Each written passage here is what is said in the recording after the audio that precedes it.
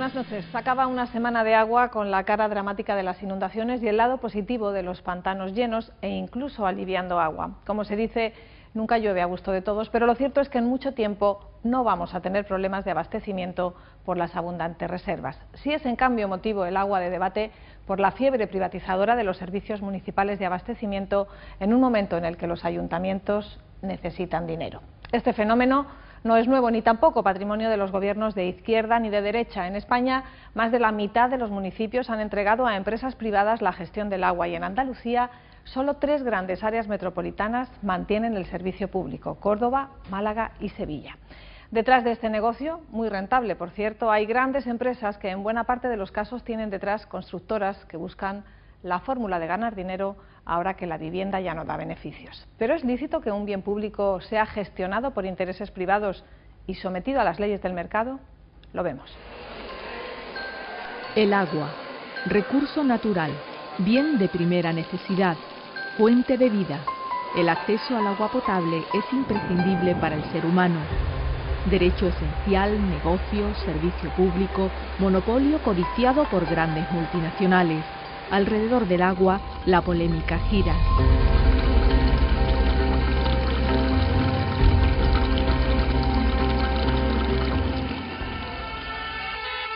Educación, sanidad.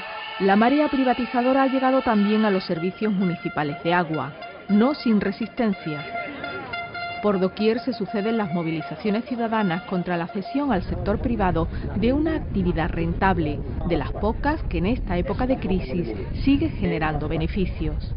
Privatizar un servicio de agua, un servicio municipal de agua, consiste básicamente en que la gestión del ciclo integral del agua pasa de una administración o de una empresa pública a una empresa privada, normalmente una multinacional. Son empresas muy potentes, implantadas normalmente no solamente en España, sino en el resto de América y de Europa, y consiste pues eso, en gestionar el agua con criterios privados.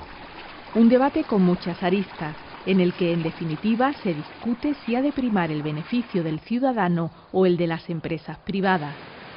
En la actual coyuntura económica, muchas administraciones están aprovechando y justificándose en esa crisis económica para privatizar el servicio de agua, ya que es un servicio que no es base deficitario nunca, porque no podemos dejar de consumir ese agua, ¿no?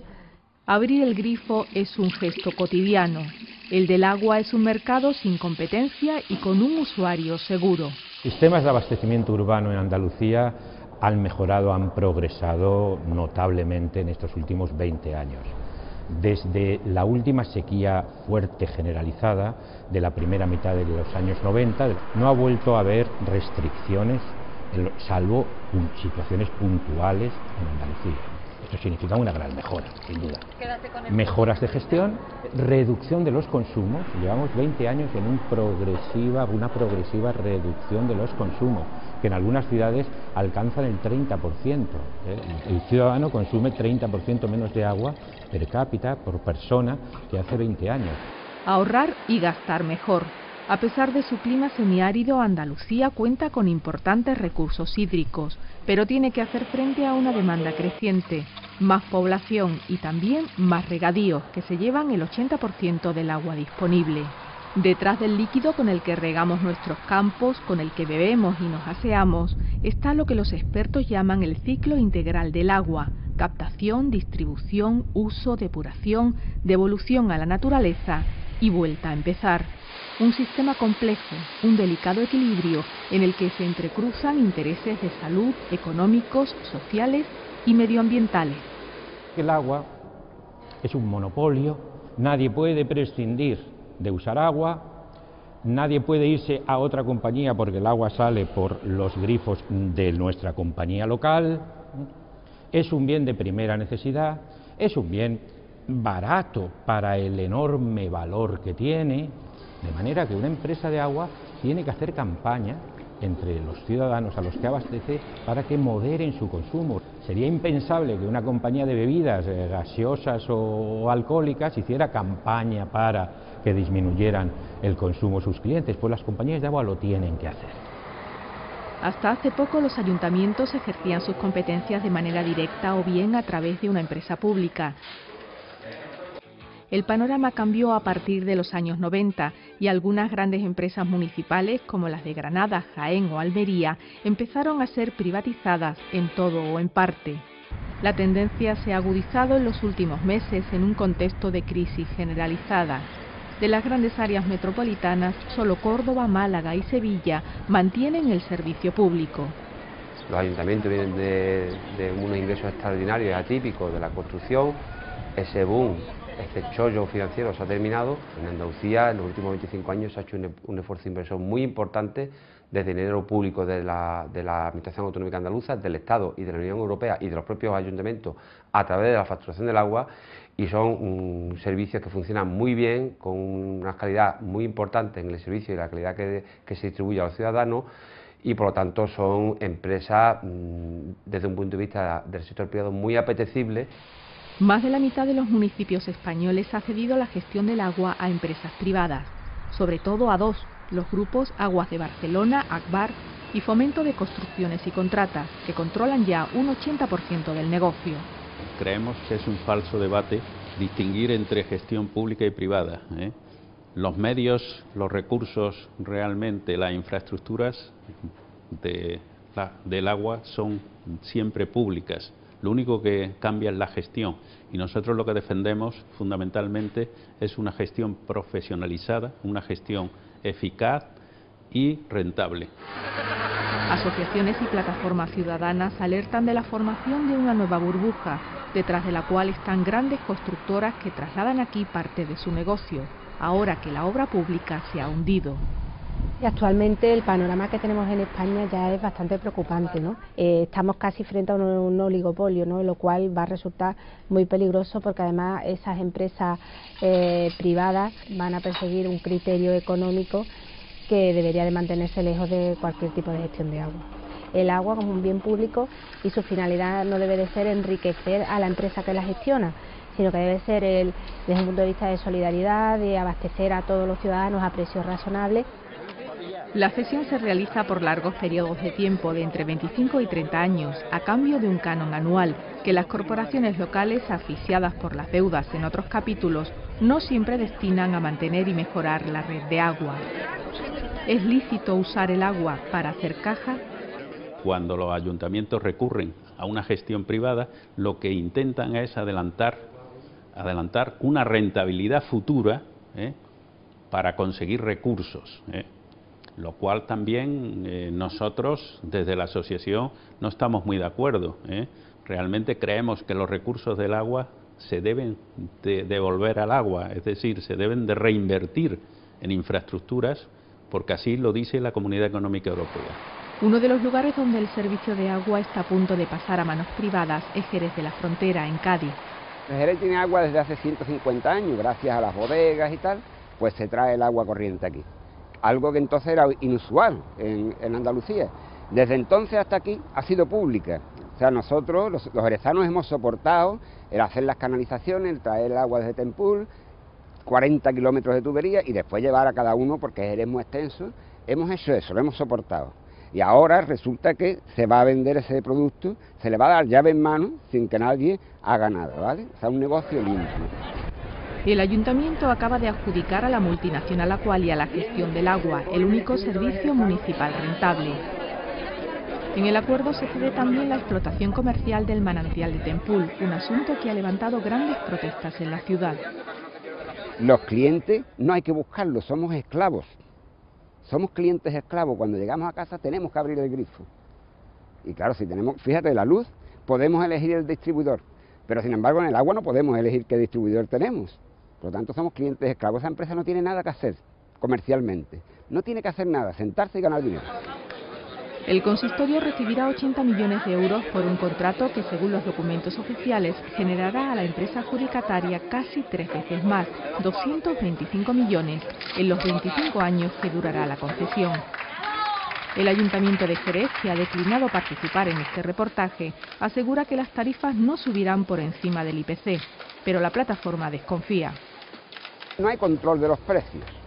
Ellos te dicen que han puesto una serie de datos que la empresa está obligada a hacerlo bien. En el San Fernando, que está aquí al lado, tienen las mismas condiciones. Y sin embargo la empresa, aduciendo un problema de equilibrio de la concesión, pide que le suban el agua y lo logra. Y lo ha logrado en los tribunales. O sea, no hay nada que impida que ellos puedan subir al agua cuando les dé la gana. Y además lo van a hacer porque es un negocio privado. La pérdida de control público también preocupa. Los medios, esas plantas, esas tuberías, esos miles de kilómetros, siguen siendo públicos y el control sigue estando en manos de los ayuntamientos. O sea, no se traslada el control en absoluto. Lo único que se traslada es la gestión. Lo que pasa es que hay veces que efectivamente que hay ayuntamientos, lo mismo que ha pasado con las cajas de ahorros, que no se han gestionado correctamente de lo público y han tenido que buscar buenos gestores en lo privado. La oposición ciudadana no ha logrado frenar el proceso. La gestión del agua será privada en Jerez hasta el año 2038. 2 concursos anteriores en los que el ayuntamiento pedía más dinero quedaron desiertos, una situación que se repite en otros municipios. Los ayuntamientos parten de una situación de desventaja porque tienen una necesidad económica imperiosa e inminente y urgente. Las empresas privadas son conscientes de las necesidades económicas que tienen los ayuntamientos y por lo tanto las ofertas que hacen son ofertas mucho menos atractivas que las que hacían hace 5, 6 o 7 años. El conflicto planea también por la provincia de Huelva. La empresa pública Giasa, creada para dar servicio de agua y de recogida de residuos a 70 pueblos de la provincia, está al borde del colapso. Un sistema basado en la solidaridad entre municipios grandes y pequeños que llevaba el agua a 100.000 hogares. Con la crisis del ladrillo, varios ayuntamientos necesitados de dinero comienzan a vender la gestión del agua, separándose de la sociedad pública y haciéndola inviable. Los más perjudicados, los pueblos pequeños de la sierra. Hombre, yo tengo clarísimo que Puerto Moral no le interesa a nadie, por ejemplo. Llevar el agua allí es complicado y nadie va a interesarse. Entonces, bueno, pues eso es lo que no pretendemos, que en esto del agua haya ricos y pobres, haya gente que pueda vender los derechos de su pueblo y gente que tengamos que volver al sistema que teníamos antes, que era un operario tirando pastillitas de cloro por la ventana del depósito, con pocos controles sanitarios, con pocos controles medioambientales, y eso es una de las razones de ser de este proyecto. Lepe, gobernado por el Partido Popular, fue en 2010 uno de los primeros municipios en optar por la salida. En estos momentos que son difíciles para los ayuntamientos, la propia Mancomunidad de Aguas de la provincia de Huelva, la MAS, se comprometió en concederle económicamente, pagarle el canon de suministro a todos los ayuntamientos. Los ayuntamientos están económicamente mal en este momento y por tanto estaban esperando, nunca mejor dicho, como agua de mayo, ese canon. La propia Mancomunidad no ha sido capaz de cumplir esos objetivos y por tanto los ayuntamientos, el motivo fundamental es porque necesitan ese canon, ese dinero. Control de las tasas por el Pleno del Ayuntamiento y obras en infraestructuras locales son otras ventajas que defiende el alcalde. Para el ciudadano es indiferente que el agua lo gestione una empresa privada o que la gestione una empresa pública. Lo importante es que todos los ciudadanos, cuando abren el grifo de su casa, pues tiene agua corriente. En este caso no, en este caso el servicio del agua sigue siendo del Ayuntamiento de Lepe, lo único que durante un tiempo le ha concedido la gestión del mismo a una empresa privada. Aunque no es el caso de Lepe, otros municipios vecinos recuperan la gestión del agua por la vía de urgencia, sin llegar a un acuerdo previo con la Mancomunidad. Varios informes jurídicos cuestionan la legalidad de este procedimiento.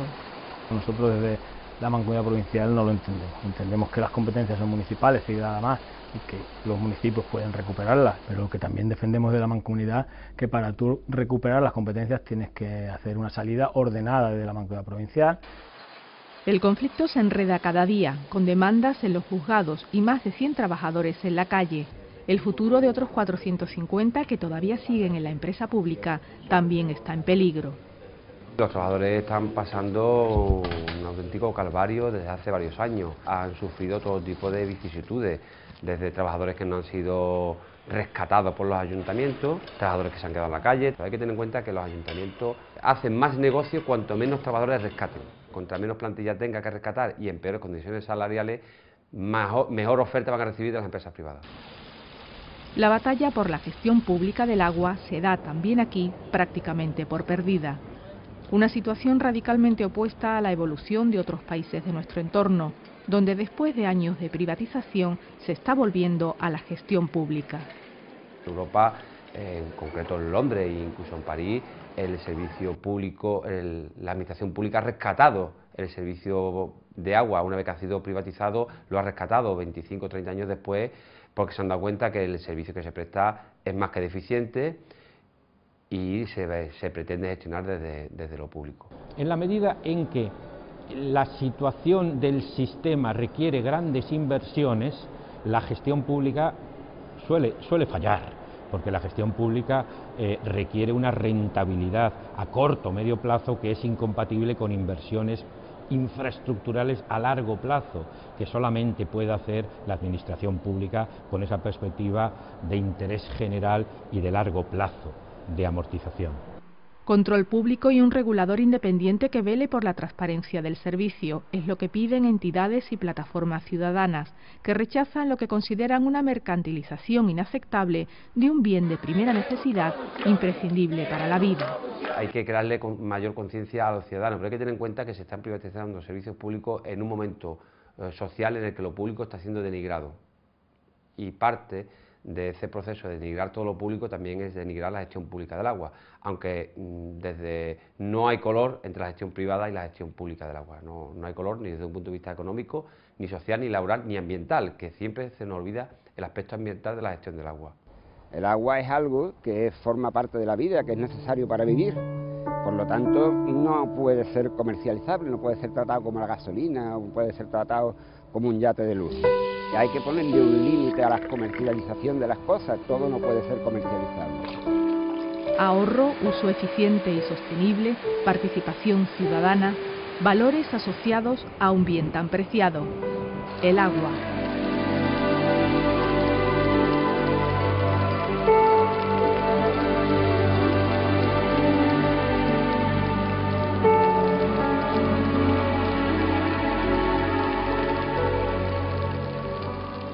El Colegio Cardenalicio no parece tener prisa por elegir al sucesor de Benedicto XVI. Entre los 115 cardenales reunidos en Roma no hay, como saben, ninguna mujer.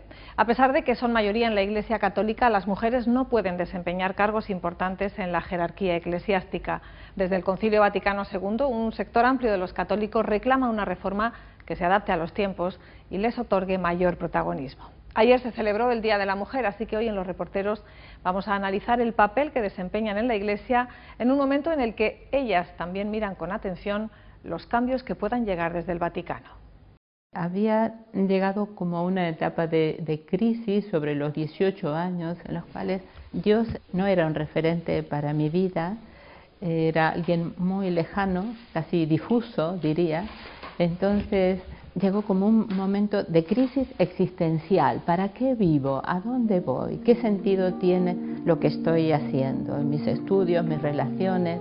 Pero al tomar contacto en el convento con las hermanas carmelitas de clausura, fue para mí como un aldabonazo. La misión de ellas a través de la oración llegaba a todo el mundo. Y entré en el monasterio de clausura con 20 años. Es solo un ejemplo, una de tantas mujeres que forman parte de la Iglesia y que nos han abierto sus puertas para mostrarnos cuál es su cometido y reflexionar sobre su papel.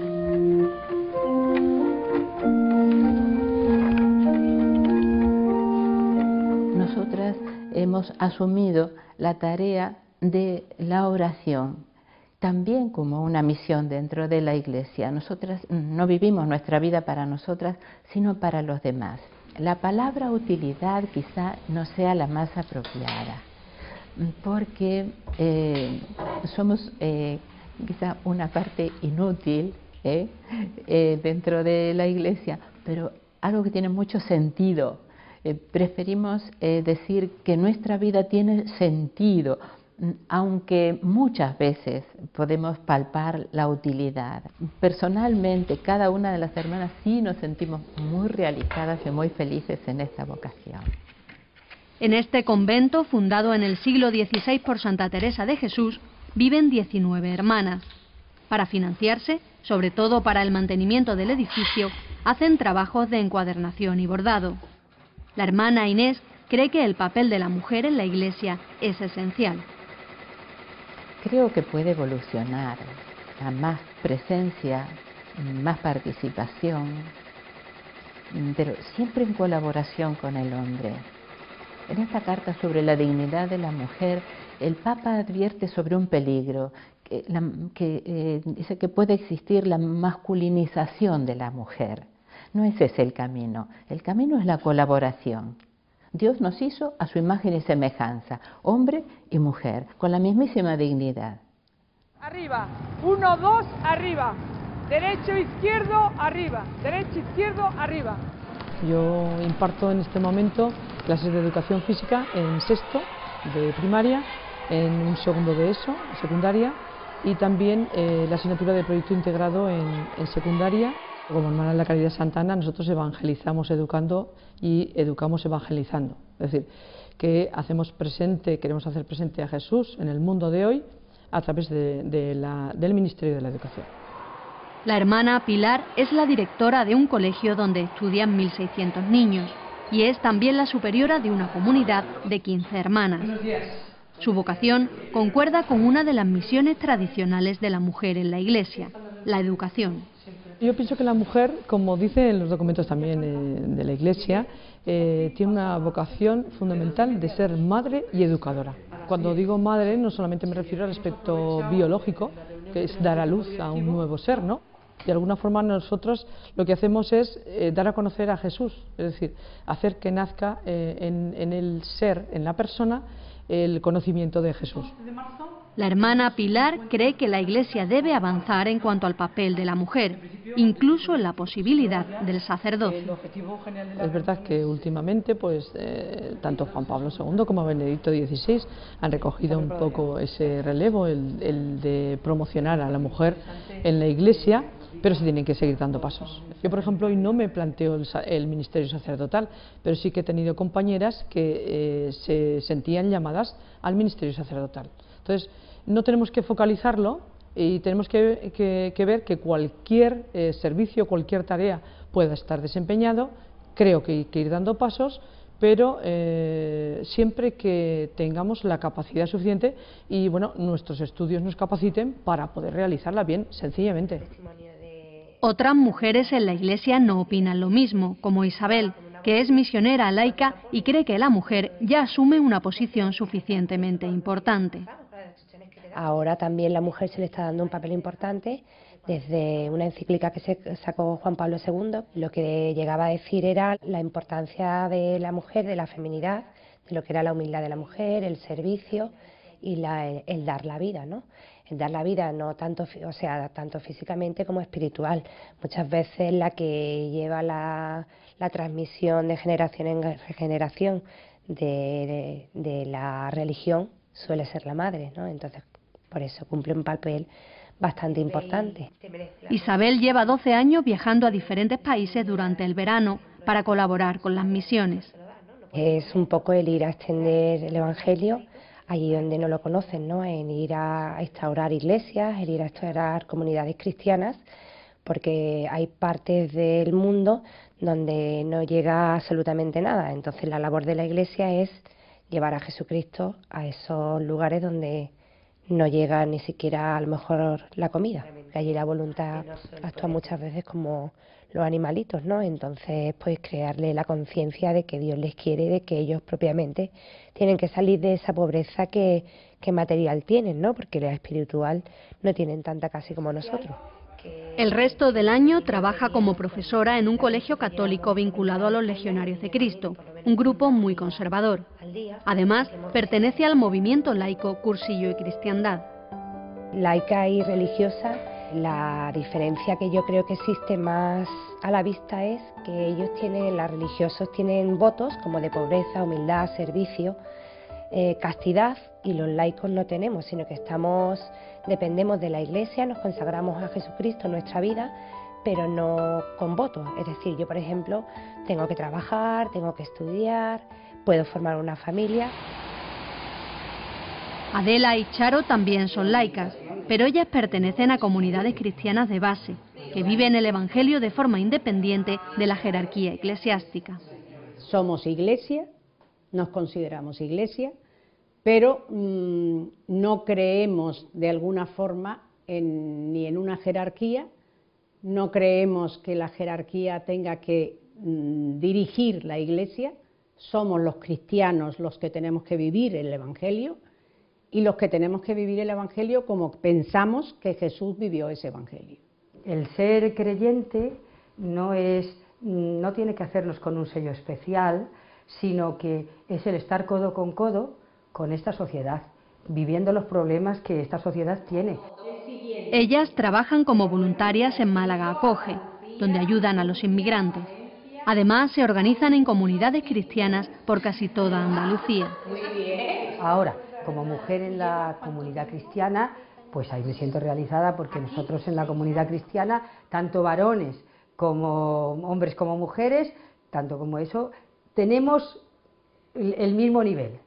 Y cada uno aporta según más o menos lo que él puede, su liderazgo. Yo creo que el papel de la mujer tiene que ser el mismo que el hombre, el mismo que tiene el hombre. Si hay que trabajar, trabajamos todos, y si hay que colaborar, colaboramos todos. Y entonces yo creo que el papel de la mujer sería el de luchar para que las cosas cambien. Ellas no están de acuerdo con el papel de la mujer en la jerarquía eclesiástica, pero tampoco defienden el sacerdocio femenino. Yo, por lo menos personalmente, no aspiro al sacerdocio, ni lo he aspirado nunca, pero respeto a las mujeres que sí, que desean hacerlo. Yo no estoy de acuerdo, porque creo que sería seguir la misma tradición, como tampoco creo que el papel del sacerdote tenga que ser especial. El sacerdote es uno más, está al servicio de los demás. En los primeros tiempos, la mujer presidía la Eucaristía, porque era la anfitriona o el anfitrión de la casa el que presidía la Eucaristía. Y entonces no había ningún problema. Y ahora resulta que la tiene que presidir el cura, y si no hay cura no se puede celebrar. Sor Isabel es hija de la Caridad de San Vicente de Paúl y la superiora de una comunidad en Sevilla. Explica que ya hay muchas religiosas que realizan celebraciones litúrgicas. De hecho, hay muchas personas y hay pueblecitos, aquí tanto por el sur, ¿no?, pero en el norte, en que las hermanas nuestras están viviendo en un ambiente rural, y menos de celebrar la misa y consagrar ni confesar, lo demás lo hacen todo. Tienen una celebración de la palabra, o tienen que hacer un entierro, hacer una celebración litúrgica, porque no hay sacerdote. Buenos días, ¿qué tal? ¿Cómo han pasado la noche? Muy bien. Ella cree que la Iglesia tiene que reconocer más responsabilidad a la mujer. Más responsabilidad. Yo es que he sido delegada de pastoral de la salud, y entonces a mí me sorprendió que el obispo de don Antonio Montero me nombrara a mi delegada cuando no había delegación de mujeres. Posterior sí ha habido, pero cuando yo fui a Madrid se extrañaban de que yo fuese delegada, cuando eso siempre lo llevaban los sacerdotes. Sor Isabel sintió la vocación desde niña y siempre la entendió como un servicio a los demás. Fue un miércoles de ceniza cuando yo me preguntaba, ese polvo, en polvo eres y en polvo te has de convertir. Digo, bueno, ¿y después qué? ¿Qué va a quedar? Si yo hago lo que hacen todas las personas, ¿después qué? Nosotras damos lo que nos dan. Si no nos diesen, no podríamos daros de comer. La misión de su congregación es la caridad y trabajan para los más necesitados. Tienen una residencia de ancianos y un comedor social, donde almuerzan más de 300 personas cada día. Lo que no dejo nunca es el comedor. Yo el comedor voy todos los días a distribuir la comida, porque para mí es parte de mí misma el estar con ellos. Ellos me dan vida. Anteriormente estuve en drogodependiente, he estado en psiquiatría 18 años, en residencia de ancianos y en colegio. Fíjate, un amplio abanico de posibilidades de servicio, por eso cada día estoy muy contenta de haber conocido tantas pobrezas. Eso no quiere decir que no hayan habido mujeres a lo largo de la historia que no hayan tenido una espiritualidad francamente feminista. Cada una de estas mujeres trabaja en un ámbito social, pero la Asociación Mujeres y Teología es un grupo de estudios sobre el papel de la mujer en la Iglesia. La Iglesia es absolutamente patriarcal y androcéntrica hasta lo más profundo. Eso hay que cambiarlo. Hay que cambiar ese oscurantismo, esas estructuras de poder. Hay que crear una Iglesia, pueblo de Dios, democrática, abierta, plural, acogedora, donde quepamos todas y todos, donde no haya ningún tipo de exclusión. Muchas teólogas se apoyan en la historia para defender sus argumentos. Cuando la resurrección, ¿a quién aparece Jesús? A las mujeres. ¿Quién tiene la primera palabra de la resurrección? Magdalena, las mujeres. Es decir, hay una interpretación y una exégesis bíblica que nada tiene que ver con la que se nos ha transmitido, donde aparece la mujer en todos los contextos con una autoridad impresionante. Otra cosa, según ellas, es lo que se ha construido después. Eso no tiene nada que ver con esa mujer que después se ha construido, y digo se ha construido porque ha sido una construcción de hombres, no de varones, tiene una mujer silenciosa a la orden de, por supuesto, sumisa en todos los sentidos, ¿no? Y además a la que se le dice cómo tiene que vestir, cómo se tiene que comportar y qué es lo que tiene que hacer. Eso en la sociedad, en la Iglesia, multiplícalo por 4. Sumisa o no, lo que sí parece cierto es que en la Iglesia hay más mujeres que hombres, en los conventos, en labores de caridad, en los colegios. Creo que la mujer es mayoritaria en la Iglesia, ¿no? Porque si fuésemos a contar, seguro que hay muchas más mujeres que hombres, ¿no? Entonces, lógicamente, lo que haría es dar un pasito más, es decir, el por qué hay determinados servicios o ministerios que puede acometer la mujer y por qué otros no. Sencillamente creo que la Iglesia tiene que ir dando pasos y capaces igual que el hombre. Pero la crisis de vocaciones afecta también a las mujeres, sobre todo en Europa. Eso se nota especialmente en los conventos de clausura, como el de las Carmelitas Descalzas. Desde que yo vine, pues han fallecido unas 14 hermanas, desde el año 81, entonces, sí que la comunidad se ha renovado mucho, de alguna manera ya es multicultural o multinacional, pues hay una hermana japonesa, otra hermana italiana que es novicia, y yo que soy argentina, pues creo que reflejamos de alguna manera lo que está haciendo la vida religiosa en España en este momento. Las hermanas ven también que las vocaciones son cada vez más tardías. Las chicas que están viniendo, las últimas tienen carrera de abogacía, la otra de psicología, han hecho proyectos en la Unión Europea, han tenido una vida y luego pues han hecho una opción por la vida religiosa muy consciente, muy entregada, muy bonita también. Hay también cada vez más mujeres, al igual que hombres, que eligen movimientos laicos y un compromiso con la Iglesia desde lo seglar, como Isabel. Habrá que esperar para ver cómo influye esto en el papel de la mujer. Nunca va a llegar una mujer a cardenal porque no puede recibir el sacramento del orden sacerdotal, pero a partir de ahí hacia abajo somos todos iguales y cara a Dios más todavía, ¿sabes? No podremos mandar ahí, pero por ejemplo a la hora de un cabildo, a la hora de organizar algo en la Iglesia que haya que votar, pues lo mismo es un voto de una mujer que de un hombre. Mientras tanto, son muchas las religiosas y las laicas que creen que la función de la mujer debe evolucionar, aunque no todas ponen los mismos límites. Yo creo que se debía de avanzar más, pero nosotros desde nuestro nivel, yo no quiero avanzar en el sentido que teníamos que ser nosotros sacerdotes, ni mucho menos, pero dentro de la misión de la Iglesia, la mujer tiene un papel importantísimo. La Iglesia lo ha estudiado mucho, este punto parece como que lo hubiera atado muy bien atado, pero el Espíritu Santo creo que tiene sus manos, sus alas muy libres y no sabemos lo que pueda llegar a suceder con esto. Lo que quiero es que no haya sacerdotes ni sacerdotisas. Lo que quiero es que sea la comunidad la que diga, bueno, pues tú tienes este liderazgo pues para ir a visitar a las personas que lo están pasando mal y ocuparte de los desahucios. Y tú sirves para dar clase a estos niños que eso, ya está. Pero yo creo que esa figura debería de desaparecer, que Jesús no formó sacerdotes. No sabemos qué papel desempeñará la mujer en la Iglesia en los próximos años, pero seguramente dependerá mucho del trabajo que están realizando hoy todas estas mujeres.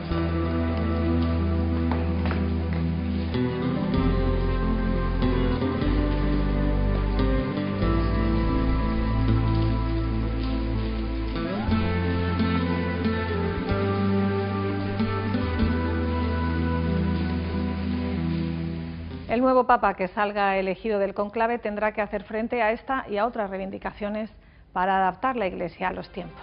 Así terminamos. La semana que viene estaremos de nuevo con ustedes. Hasta entonces, gracias y muy buenas noches.